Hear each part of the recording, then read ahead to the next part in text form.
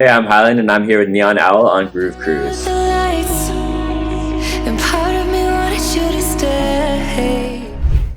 guys, we are here with Neon Owl. This is John Jen. This is Highlnd, and myself, AJ, and we are here to talk about our experiences on Groove Cruise, Highlnd's musical journey, and all the above. So first, let's get into it. I saw on your Instagram story earlier, you had a bit of a travel snafu. You want to get into that first? Yeah, it's still kicking me in the ass right now. I just had to take a quick 30-minute nap when I could right before this interview because of that. I left my luggage on the plane like an idiot, and because of that I had to wake up at like 6 a.m. to go back to the airport and get it right before boarding Groove Cruise. So yeah, not But fun. you got it. You're all good. I did get it. I guess it was a lot more dramatic at the time because we were trying to make it to our dinner reservations right when I landed, but then ended up searching the airport for like an hour, only to be told like 6 different things by every single employee that works there. That's always how it works. Yep. And we ended up coming to the conclusion that the bag wasn't even going to be in the lost and found at all that night. So I had to come back in the morning right before boarding. Ooh. The lack of sleep is probably not helping you. You have some late sets too later? Yeah. I got the 3 a.m. to 4 a.m. set tonight, so it's fine. But yeah, the last couple nights, like from prepping my set and hopping on the flight and then going to the pre-party and then having to wake up early to get my bag from the airport, sleep has not been plentiful. Yeah, I mean, welcome to Groove Cruise. You're going to be bathed in a lot of not sleep this weekend. That's kind of how it works. But at the end of the day, you're going to throw Let's naps. get that energy going. Oh, for sure, man, for sure.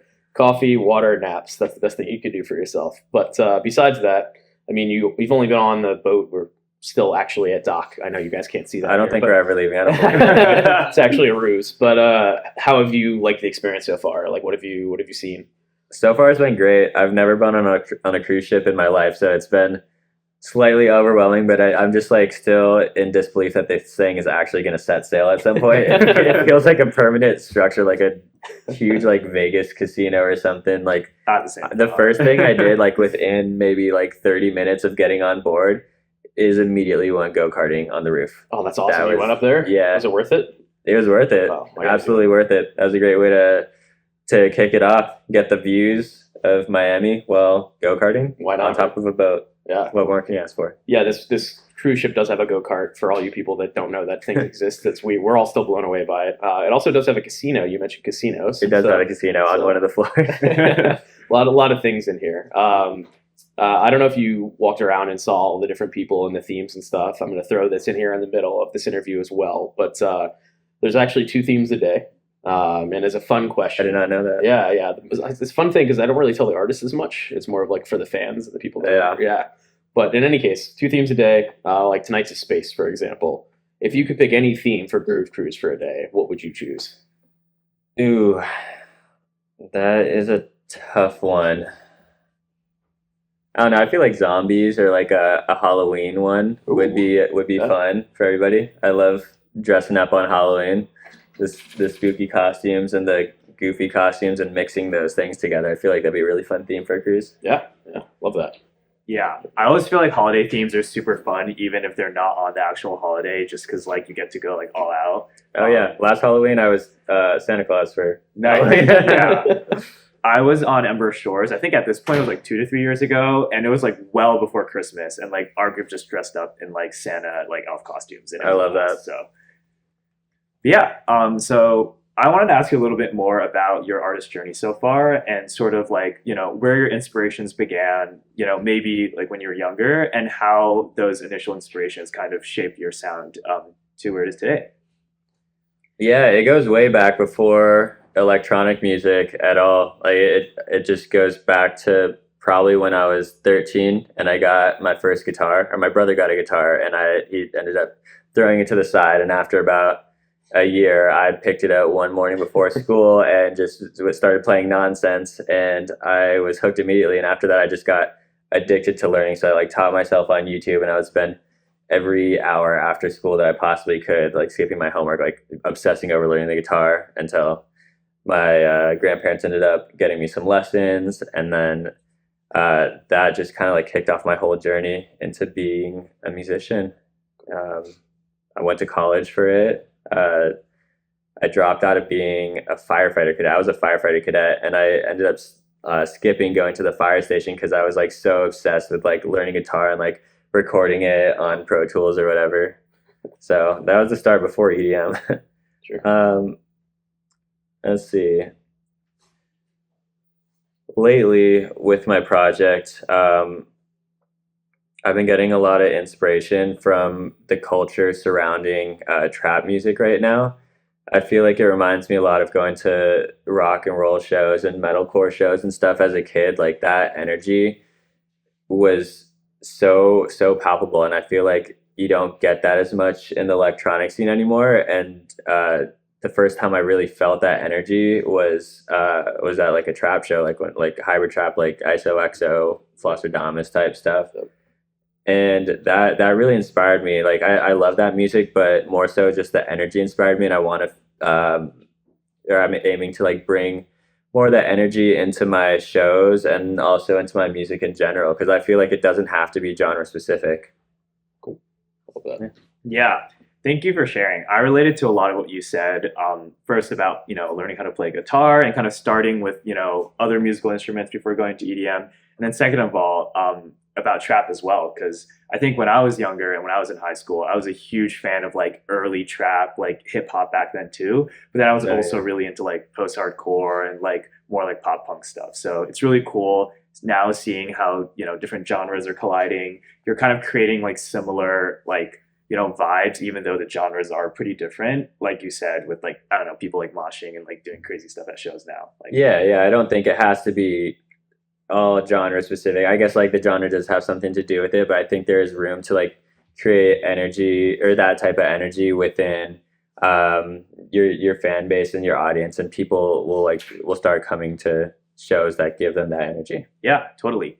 So as a guitar player who's been, playing for quite some time now, how does that kind of play into when you write, more like electronic tunes? Like, do you still like writing on guitar? Do you enjoy like recording your own guitar? Like, how does that kind of shape your artistry? Yeah, I do record a lot of guitar on my tracks, but I do it in more of a subtle way. If you listen to my music, you could probably tell it's not guitar focused, but there is guitar in a lot of my tracks, and I use it mostly as a tool nowadays. It's not my main obsession anymore like it used to be back when I was a teenager, but it's a really useful tool to help me when I'm songwriting, just like when I'm starting something now, or maybe when I feel like a song needs a little bit of a lift. I love using organic instruments, and guitar is usually my first go-to to bring that element in.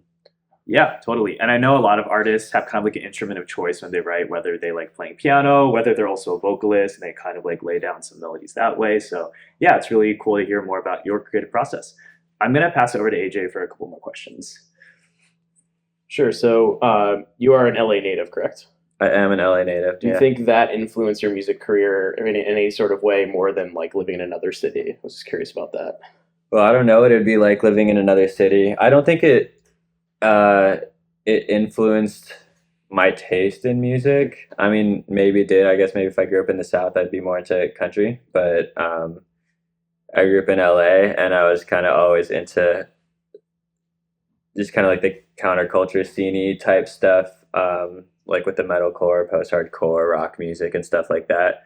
And LA's a cool city because you have a lot of bands, like pretty much any genre. Everyone is going to just be touring in LA, so I got the opportunity to go to a lot of shows growing up. Yeah, I mean, the access to music is endless there. Yeah, for sure, yeah. I went to college in Boston, and I went to music school in Boston, and the music was just not as accessible over there. You had like the entire music scene was based around the people that went to that college. Like that's where everything. You knew everybody. Yeah. Yeah, that's where everything was centered around. In LA, it's just so much more diverse, and this is where people come to actually start careers. So True. After college, I was just like, it's just the most obvious choice. Like I love the city, and I'm from there. So love that. Yeah. No, just curious. I mean, obviously, we're all a byproduct of our environments. Yeah. But regarding kind of your project, what should we expect, I should say, out of the sets you're going to play on Groove Cruise? A lot of heavy, high energy stuff. I feel like it might not come across on my Spotify as much, Definitely like the past, I don't know, 10 or so releases are more of like a high energy melodic style, but you got some sneaky bass drops in there as well. Sure. But then my sets are a lot of IDs that I produce and just don't release or give out to anyone, that are a lot heavier bass tracks. And then I just like, my goal is to have like the most high energy and fun, euphoric and also aggressive set. I just like trying to combine all those worlds in a way that's really fun and entertaining. Kind of like the ISO and RL Grime and all that kind of stuff. Yeah, yeah. I'll do like more melodic stuff than that, and I'll do more genres, I feel like, than them, because I'm such a big fan of like not only trap but also melodic bass and drum and bass house, and all types of stuff.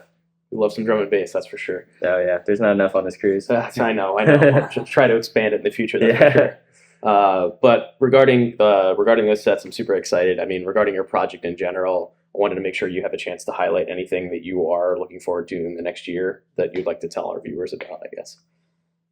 In the next year, I'm aiming to focus on more community building.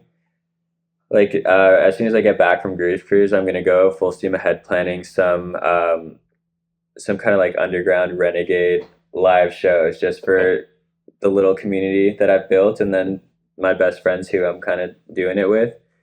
I feel like there isn't anything like that I found in LA, and I want to just like start building something around it, because I really love that culture. Like, going back to what I was talking about earlier with that energy and that culture, with trap shows. Sure.